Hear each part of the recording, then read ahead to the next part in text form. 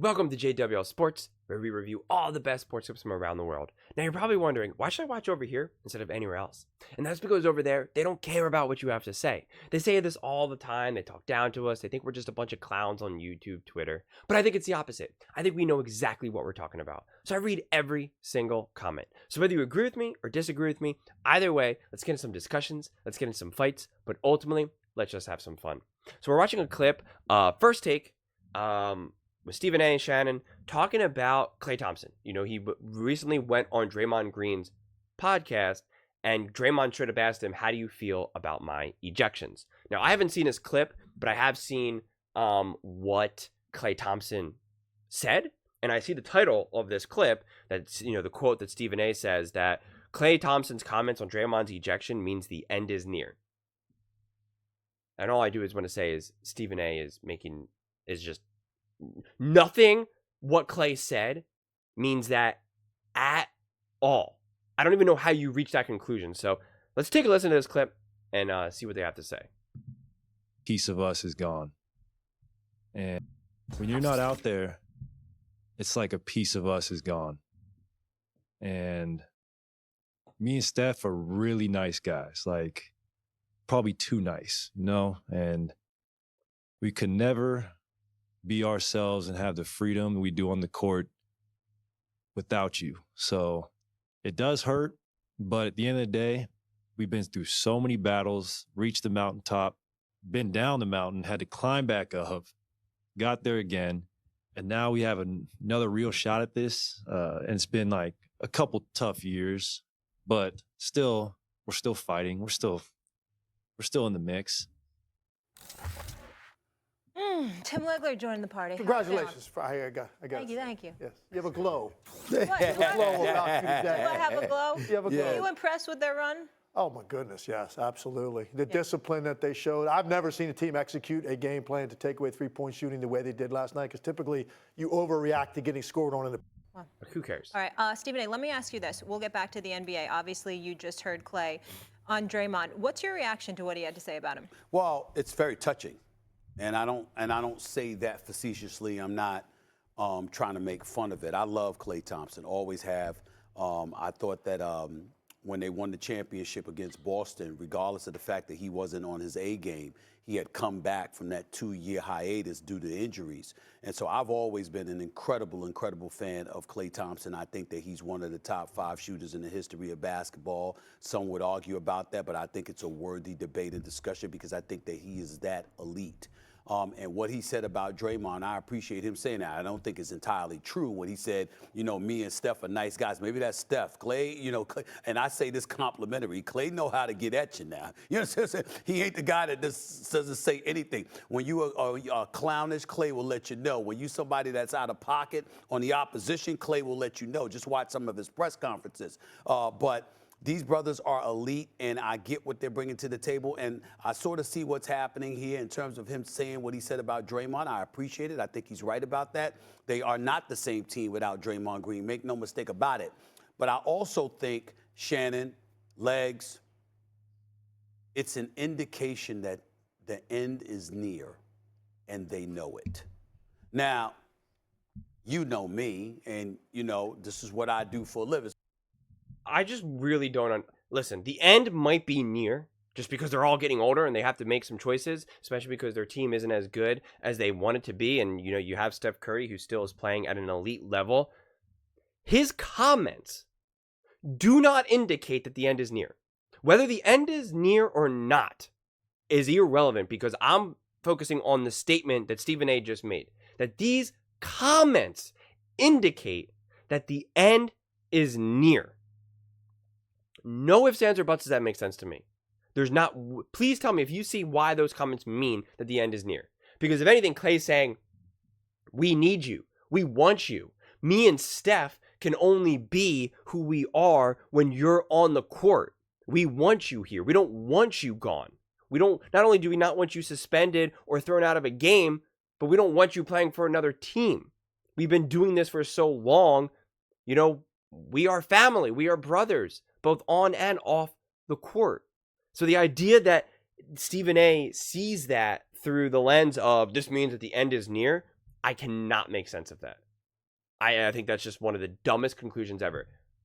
Based off of that comment. If you now just take a step back and say, is the end near for the Warriors as a whole? You can make that argument, but not by the steps that Stephen A got there. So Shannon, it's no secret that I know quite a few owners in the league. Yeah. You know what I'm saying? And quite a few executives in the league. I ain't guessing. I'm telling you right now that regardless of the fact that they're gonna make the play-in, you ain't spending that money if you Joe Lacob and Peter Guber and stuff like that to be in the play-in. You know, if you could spend less money and make the play-in. And so when you look at the Golden State Warriors and the fact that you have been battling through the play-in last year, you get to the semifinals and stuff like that, you do get to a point where it's like, would you love to keep these guys together? Sure. But will the money work? Right. That's the question mark. Steph Curry ain't going nowhere. I don't give a damn how much money he wanted or whatever. He got 3 years left, 51 this year, 55 next year, 59 the year after that. And damn it, if he wanted another contract extension, you could give him right now to pay him $100 million. They would do it, okay? And they should. He's Steph Curry. Dre is locked up. You've got him for 4 years, 3 years after this one, okay? And he's locked in at that $100 million deal. Klay is the wild card. Because Klay may want to stay in Golden State, but in the same breath, he's going to feel the need to be appreciated. And if the money isn't right, which it's entirely plausible that may be the case, then they may have to move in a different direction. And it is being reported right now that the Orlando Magic apparently are willing to give him a ton of money. Take that for what it's worth. I got that from listening to them yesterday a little bit and hearing what Klay was saying and why. It's almost like you reminiscing. You guys would know this better than me, football, basketball, both of you professionals. You know when a guy speaks in a certain kind of way like that, it's like paying homage to each other and what you've accomplished. You do that when you feel that the end is near. Yeah, I think first of all, I love what you said, Stephen A., about loving Klay Thompson. I couldn't adequately put into words how much I admire and respect Klay Thompson. Same here. On and off the court, the way he conducts himself and has throughout his career. Look, Draymond opened the door. Klay, say whatever you want, be as honest as you want to be. And I think Klay Thompson, he handled that the right way about a guy that has helped them win, has been next to him through a lot of battles. You can't tell me in the moment that some of these things have happened, and that's what Klay Thompson was thinking. Because he's not. And Steph Curry's body language said it all in the Orlando ejection. When they're fighting for their lives to hold on to a play-in spot, Houston on their heels, and he gets ejected from that game. So, look, Klay handled that, I think, politically correct with a teammate while giving him credit for all the winning. I think he held back a little bit on what they really feel. Here's the thing with Golden State. Look, this is going to be, I think, a very difficult road. They're going to probably have to win 2 single-elimination road games in the play-in. That's most likely what they're looking at, especially if they lose the game to the Lakers tonight. I don't see them escaping that. I think they're going to have a difficult time even making it out of the play-in into a first-round series, and if they do that, I don't think they can escape that. So it's easy for us to say, well, then what happens? Is this it for them? Let's blow it up. Let's start moving people. Let's not re-sign Klay. Let's get rid of Draymond. It's easy to say it. It's a lot more difficult to actually see what that looks like with 2 teams coming together to try to replenish for the Golden State Warriors something to stay competitive around Steph Curry while getting rid of those players. So it's easy to say it. You got to give me, not hypotheticals, you got to give me a concrete solution to what that would look like for the Warriors in terms of breaking up this core in the summer. But there's no question in my mind, Stephen A., I don't know if you agree, Shannon, I don't think we're going to see this core group contend again.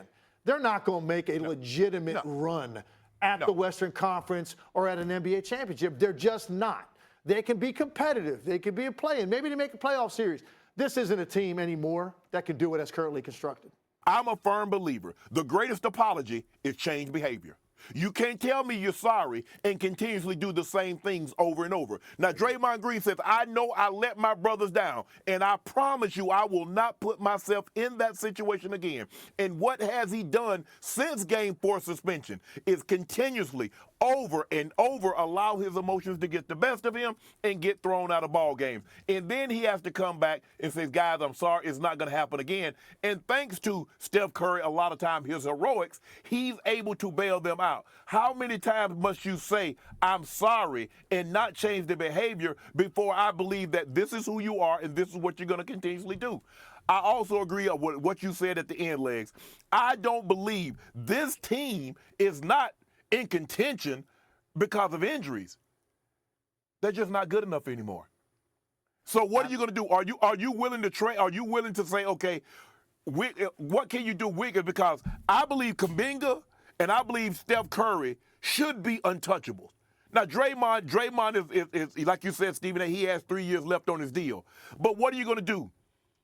Moody, what pieces can you, Moody and Wiggins, what can you get to go along with Kuminga and Steph and potentially Draymond to make you serious contenders? Because as constructed currently and going to be a year older next year, I don't believe they complete next year. I don't believe they're not in contention because of injuries. All right, say you don't know anything about Warriors basketball. You throw in Moody in there. Moody, they've been developing, and he's coming along very nicely. I understand you want people to, apparently be 23 years old and play like LeBron James when he was 28 years old. That's not how basketball works, okay? Players, it takes time. They get developed. There's very specific situations and circumstances when basketball players can thrive. I'm not saying that you run this back. The team itself, as constructed, is not good enough. But to add that it's essentially Draymond Green, Klay Thompson, and Steph Curry, that this trio is not good enough, is nonsense.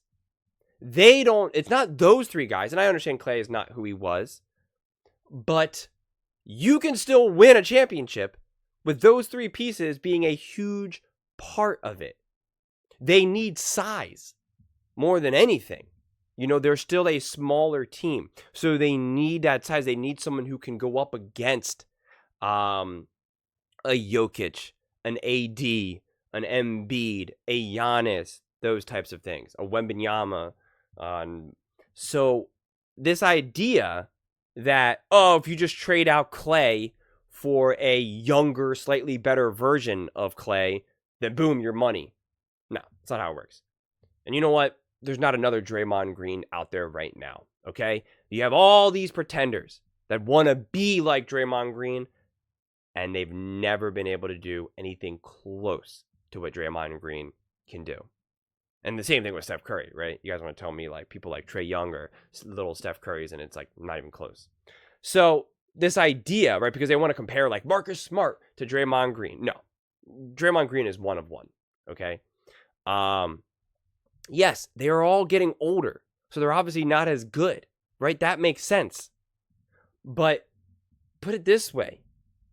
If you got more size, they made a play for more size and strength and got a little bit, and it was able to move Klay to a 4th, 5th option, then you're golden still. Then you really are in a good situation. So they're just ready to throw them to the fire, throw them into the trash, and I just think that's absurd. I think I'm not saying that moving on and reconstructing this team is the wrong thing to do, but the fact that they're just acting like these guys are a bunch of scrubs now at this point is just absurd. They wouldn't even be in the play-in tournament. They would be in the top 6 seed based off of what their record would be if Draymond didn't miss all those games. So they're saying, it's not like this because of injuries. Well, it's because Draymond Green wasn't playing because of suspensions, but you can blame Draymond for that. I understand that. But they would literally be top 6. Just look at the record, do the math. So they are a better team than what it looks like right now. So yes, they absolutely need to improve. And I am not having these personal conversations with Draymond Green. So I have no idea his ability to change and what he will look like next season. I have no idea. If you believe that it's going to be the same mess, then sure, I can see moving on. But to think that you're just going to get another magical Draymond Green, good luck. Be my guest. Best of luck to you out there.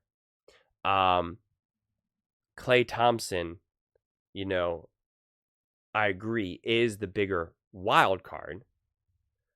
Mainly because I don't know how much money he wants. If he still wants another payday, then you might be forced to move on from him. But if he just says, listen, I understand. I'm not the player that I was. And I admit that. Just give me some money. Give me some money that's respectable, and I will stay here, and I will take a big pay cut, and I will allow us to go out and get some talent and build this team because I want to win another ring, and I want to be with Golden State for life. I don't want to end up in a, Orlando Magic or a Toronto Raptors jersey. That's not how I want to retire. So again, those are all those things that we have no idea. I have no idea what Klay wants in his life. Does he want more money? Does he want to retire with Golden State? Does he just want to continue to play with Steph and Dre and Steve Kerr as his coach? Or is he like, you know what? I only got a few more years left. I'm ready for a challenge. I'd love to play for a different team, live in a different city, see what that's like, experience that. I have no idea. None of us do. None of us do. We're not in his head. I'm not his friend. Never met him. I don't know. So I just think we're making these claims, mainly, Shannon and Stephen A, based off of nothing, based off of conjecture. And he's like, yeah, I know a lot of owners around the league, and I know a lot of executives. Cool, dude. Cool. The fact that you're trying to like wave your connections out, at this point in your career is comically hilarious. It just shows you how insecure, it just shows how insecure Stephen A really is. If he's starting off his take making those types of statements, like, it's just so dumb to me. It really, really is. Especially because I don't care what a random executive's opinion is. If you're actually getting this information from the Golden State Warriors, okay, sure, that would be more interesting. But I don't care what the Cleveland Cavaliers GM has to say about the situation. I always love that. Anonymous GM says LeBron James should be traded. Okay, cool, anonymous GM from a random team that I have no idea who the heck you are. So get out of here. Get out of here with that stupid nonsense. But those are just my thoughts. I would absolutely love to hear yours. Do you think the end is near? And do you think Klay Thompson's comments on Draymond Green's ejection means that the end is near? Let me know in the comments below. And please don't forget to subscribe. As I said, we are building an amazing community here, and I would absolutely love to see you part of it. I want to build something that we all genuinely feel connected to. Something that we're really excited to be part of, and I think we're well on our way to doing it. Please don't forget to also give this video a thumbs up, as it really does help with the visibility, and it helps fight the trolls. Thank you so much, and see you next time.